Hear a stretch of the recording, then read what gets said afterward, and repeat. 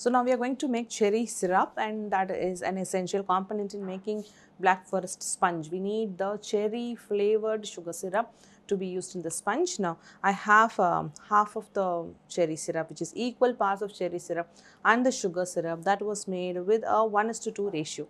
So in this there is 1 part sugar to 2 parts water, which was made, boiled and then cooled down, and this cherry syrup is from the tin. So the cherry syrup from the tin is not really very sweet and it is not appetizing inside the cake layer itself. So I prefer using this cherry syrup. Mix it into the sugar syrup that we have made and add sweetness to this cherry syrup, and then we have the cherry syrup ready to be soaked for making the black forest cake.